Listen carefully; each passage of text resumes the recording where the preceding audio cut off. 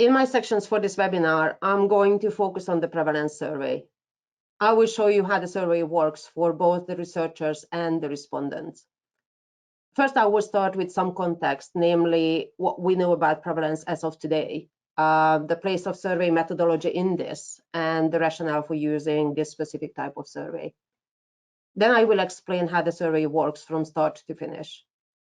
I will conclude then with the advantages and limitations. At a glance, the survey seems tricky, but take my words for it that there is no hidden tricks. The athletes are not tricked or deceived in any way. In fact, I believe that the more athletes understand how the survey works, the more they believe that there is no risk to them to be honest, even about the rule-breaking behavior. I also believe that the more we use the survey, for example, through periodic assessment, the more it becomes normal routine and less scary. I hope that my session today will help this process. First, let me start with why we need prevalence survey in the first place. So let's start with the uncomfortable fact. The actual prevalence rate of doping is unclear. Depending on the evidence we use, values vary widely. For example, testing figures produce a potential rate as low as 2%. Athlete biological passport data for certain sports produce a range between 14 to 20%. Some survey data give you an even higher rate, although most points to the prevalence rate below 10%.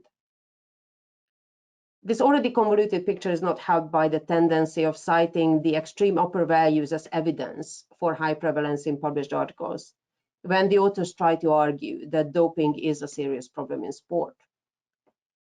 In an attempt to clear this picture, at the start of the prevalence projects, the working group conducted a systematic review of evidence and evidence sources. This revealed three important things. First, the relatively robust evidence sources were limited to the doping control testing figures, self-reports via surveys, and the athlete biological passport data to some extent.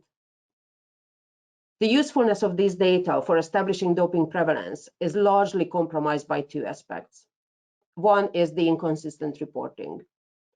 The other one is the lack of standard definition of doping or the lack of definition of any kind. Then the ill-defined and widely varying time frame, and the fact that clear connection between the reported number of tests and the number of individuals cannot be easily ascertained. Together, these factors means that even the available data cannot be pooled for meta-analysis, not even for a sizable subset, nor can they be easily compared across the studies.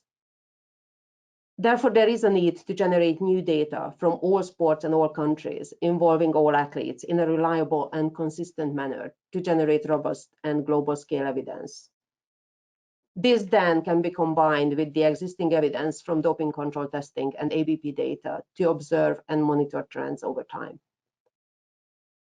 Having data from all sports, all countries, and all athletes is a big ask, but it's not impossible. The working group met this challenge and developed the prevalence survey to address this need. And I'm immensely proud and honored to present this survey to you today. Before I explain how the doping prevalence survey works, I would like to spend a few minutes on the survey methodology itself. Common sense dictates that if you want to know what people do, the easiest option is to ask them. After all, they have all the information that you are after.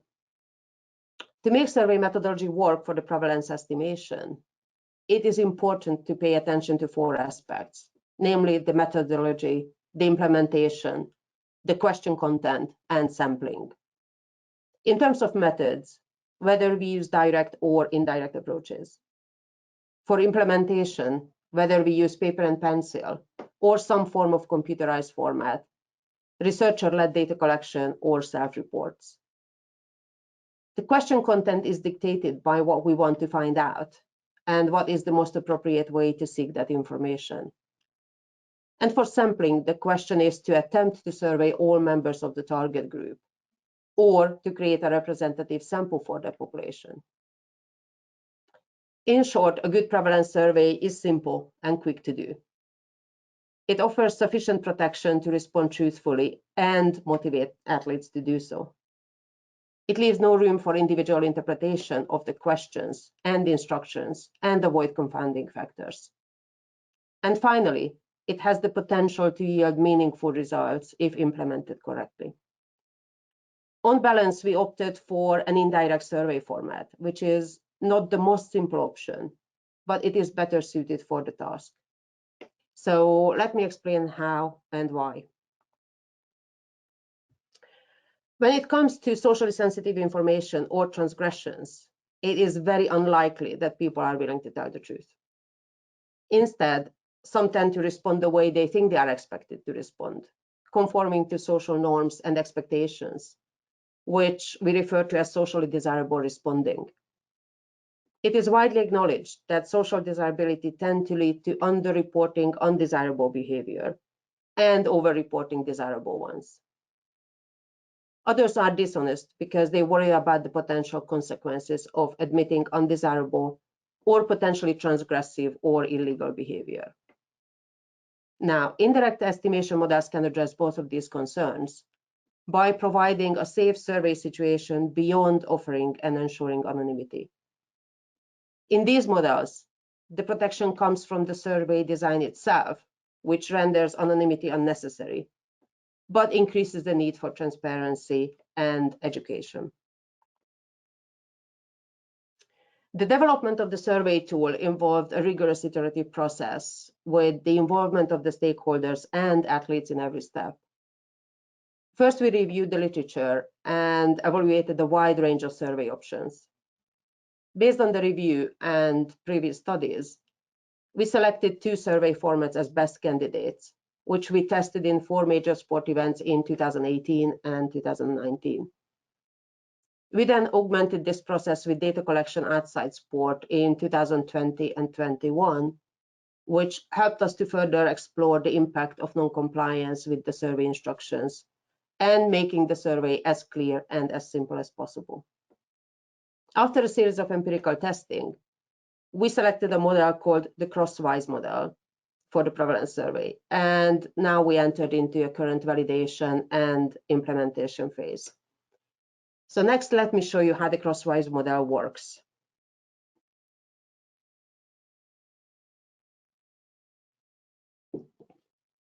The crosswise model employs pairs of questions. The name is intuitive from the way responses are recorded. You can actually see this in the diagram. In this model, the sensitive question is always paired with an unrelated question. For example, for the unrelated and non-sensitive question, we can ask if the athlete's mother's birthday is in the summer, or if a randomly picked number is in the sequence provided as part of the survey.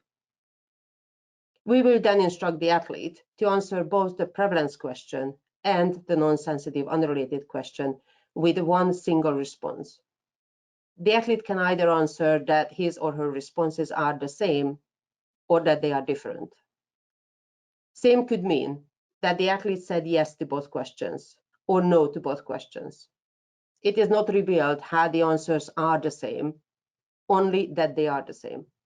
This option is indicated in green.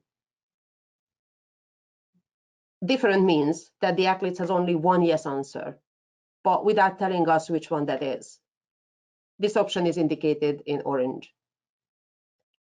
This survey format creates a safe survey environment because in practical terms, this means that the athletes can be, if they want to be, truthful without consequences, even if they knowingly violated one or more anti-doping rules. This is more and better than offering anonymity. The key difference in protection between anonymity and the indirect models we employed can be captured in the consequence to the athlete if their anonymity is somehow broken. Athletes become exposed in both, but in surveys where protection comes from anonymity alone, we can tell which athlete reported and what, including the sensitive information. For example, we can identify athletes who, under the promise but now compromised anonymity, admitted doping use. In contrast, when we use indirect estimation models, all we can tell is that the athlete completed the survey. We can even tell how the athlete responded, but we cannot tell if they admitted the compromising behavior or not.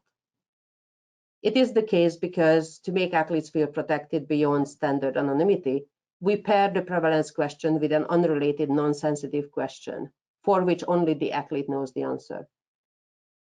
As you see, even if we know how the athletes answered, we still cannot tell what the athlete said about doping. This is why the crosswise model offers a good format for the prevalence survey. So next, we must focus on the appropriate survey content and framing.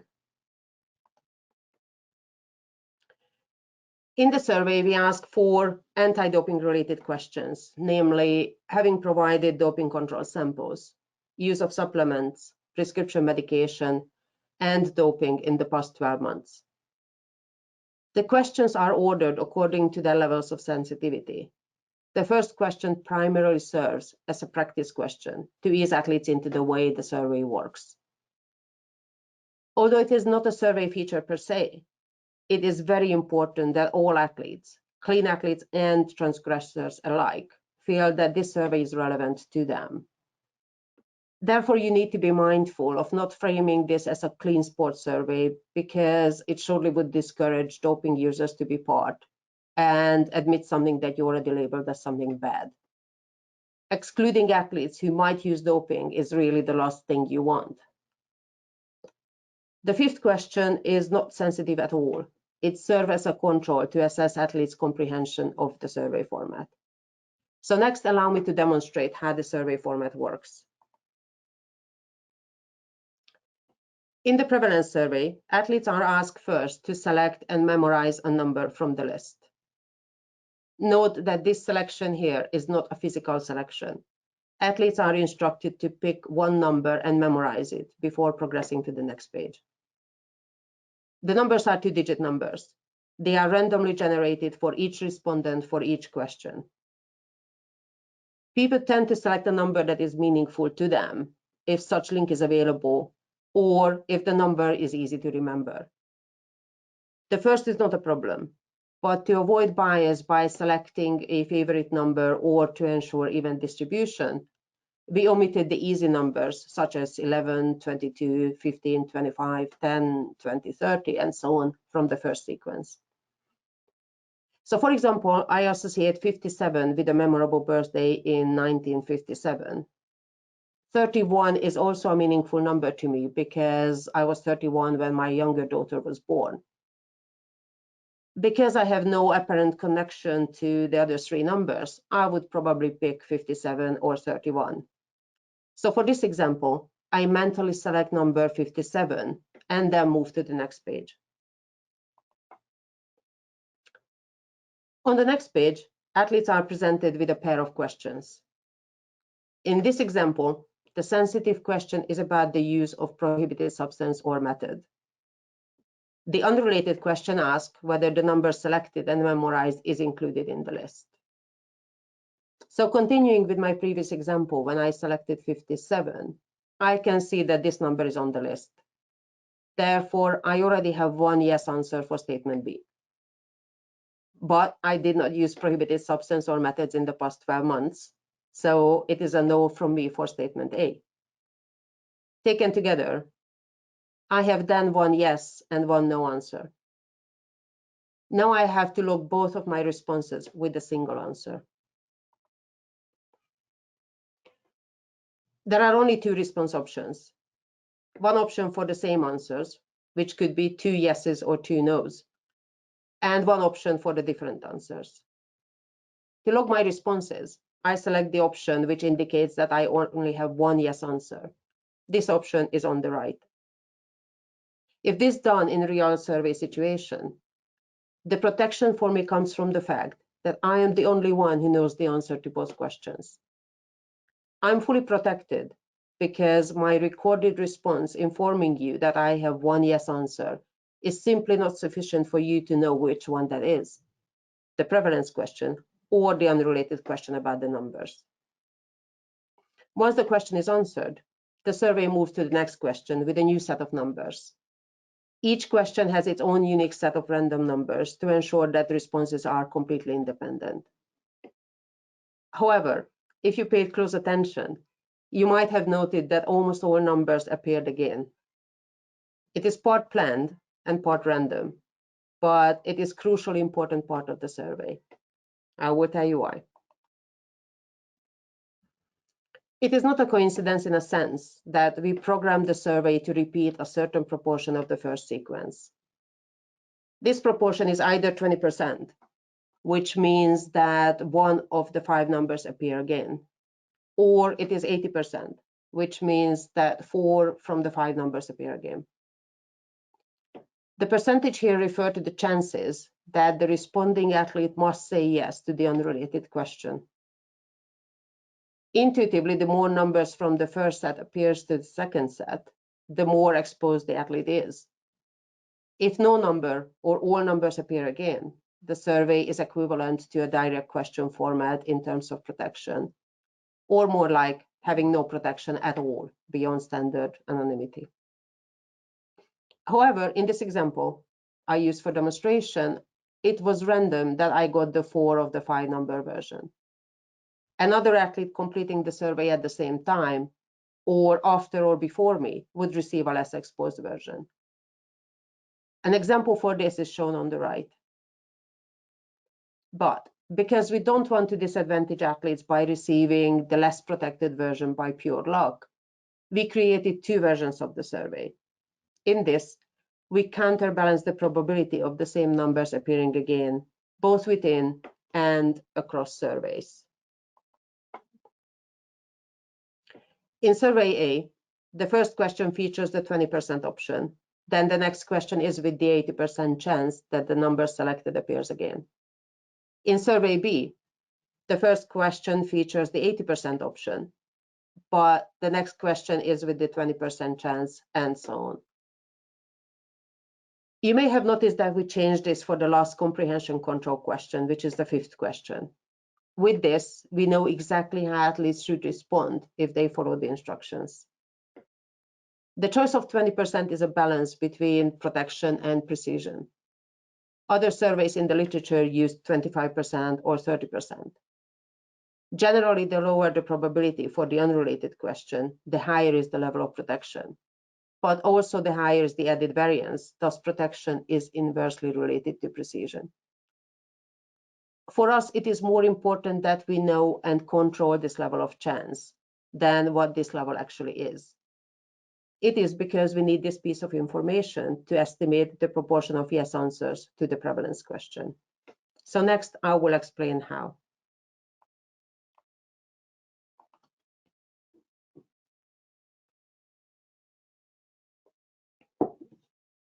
That gives you a second to process the picture. So far, I have stressed that it is impossible to know how individuals answer the sensitive question, the question that we're really interested in.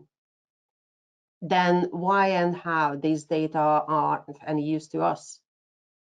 How can we estimate the proportion of the sample admit doping, for example? To make use of the data, we must move from individual to group level, pooling all responses together. So let's take an athlete sample. In any sample with one pair of questions, there are 4 possible combinations. Yes to both questions, no to both questions, yes to the prevalence question and no to the unrelated question, and the other way around, no to the prevalence question and yes to the unrelated question. Because we only ask athletes to say whether they have 2 of the same answers or 2 different answers, we only have 2 response boxes, not 4. One box is for the 2 yeses or 2 nos. This is marked in blue on the left. And the other is for the mixed answers, marked in yellow on the right. It is box A, the one where the answers are the same, that we are interested in. We know that this box must contain those who had 2 yes answers, which also means that they must have said yes to the prevalence question. We cannot tell exactly how many of the respondents gave 2 yes answers or who they are, but we can count how many in the sample answered with the same option. We also know how many had different answers with only 1 yes. We can express this in mathematical form which then enable us to express the chance of having 2 yeses. We cannot identify them, but we can estimate their total number, which in turn allow us to estimate the admitted prevalence rate for that question. It is, however, only an estimation in which we work from the assumptions that 1, athletes select the numbers randomly, and 2, that they follow the instructions precisely. And this is why compliance, non-compliance in survey terms is critically important. Deviation from the assumed model impacts on the estimated prevalence rate. So next, I will show you how the results look like and what we can extract from the data at the aggregated level. From the survey responses, we can estimate the proportion of yes answers to the prevalence question, and it's 95% confidence intervals. You see that marked in orange. This means that it's 95% likely that the estimated prevalence falls between those 2 values, or if you like, there is only a 5% chance that the prevalence is outside of these values. In this case, as you see, it is between 48 and 65%, with the estimated prevalence of doping control test reported is 56.1%. Sometimes the 95% confidence intervals are expressed as standard errors because it looks smaller. The two are actually related. Multiply the standard error by 1.96 in both directions, and you get the 95% confidence interval. Compliance with the survey instructions is tested with a chi-square test. This test assumes good model fit, which is the null hypothesis, and this is what we want. Therefore, non-significant test statistics and p-values are the desirable outcome. Non-significant p-value, which is larger than 0.05, indicates that there is no evidence for concern about survey instructions non-compliance. In practical terms, this means that respondents understood and followed the survey instructions and by large responded honestly. Once we have collected the survey data, we can analyze them straight away, ignoring non-compliance, or we can check for non-compliance first. To be able to detect non-compliance, we can take advantage of having 2 versions of the survey. If you recall my previous slide, the 2 versions mirror each other, and we can take advantage of this design. If 2 complementary surveys are administered simultaneously, and we record which athlete received what, evidence for non-compliance can be detected. In the past 2-3 years, we made considerable effort to estimate the proportion of non-compliance. We know from the literature, as well as from our previous studies, that non-compliance rate could be as low as a few percent or as high as 30 or 40%. Because non-compliance can happen for many reasons, both motivated, that is essentially lying, and unmotivated due to lack of attention, lack of comprehension, or effort. This is the segment of the sample we know absolutely nothing about. After experimenting with estimating non-compliance and trying to take it into account if present, we came to the conclusion that this is not a feasible way forward. Instead, we focused on minimizing and eliminating non-compliance as much as possible, and we had more success this way. In combination with the 5th question and using the 4-question sequence with increasing sensitivity, we can have some insights into a proportion of non-compliance related to the survey format itself and not the content, such as asking about doping and other substance use, which help us to interpret the data. Finally, subject to having sufficiently large sample, additional analysis of the prevalence data are also possible. For example, we can examine the relationship between the answers to the prevalence question. Because the randomization number sequence were independent, any observed relationship must arise from a conceptual connection between the question content or a willingness to admit the use of these substances. We can also test for differences in the reported prevalence rates by the available demographic details, providing that the data set is large enough to allow for breakdown by country, sport, competition level, and/or gender.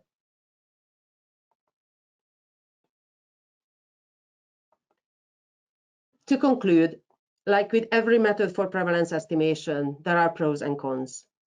So let's start with the advantages. The prevalence survey is short and inexpensive. With the support provided by WADA and the working group, its implementation requires no specialist knowledge and has minimal to no cost implications, especially if compared to the cost of testing. Due to the survey format and anonymity, the recorded survey data contain no identifiable personal information. Thus, there are no data protection implications. Furthermore, there are absolutely no risk from accidental leak or exposure. I cannot emphasize enough that individual responses cannot be linked to the prevalence questions. But the price we pay for the enhanced protection is the loss of precision and the increased complexity. It is also a delicate survey design. Even small and well-intended changes to the survey can easily render the survey data unusable. We are working on ways to support NADOs as well as athletes in using the prevalence survey. This includes developing the survey app, as well as a simple app to process the data. We offer guidance for implementation, and we are in the process of developing educational materials. But of course, our work is not done yet. We continue to learn from new empirical studies, and we continuously refine the survey tool and the instructions. And this is why working with early adopters are very helpful for us.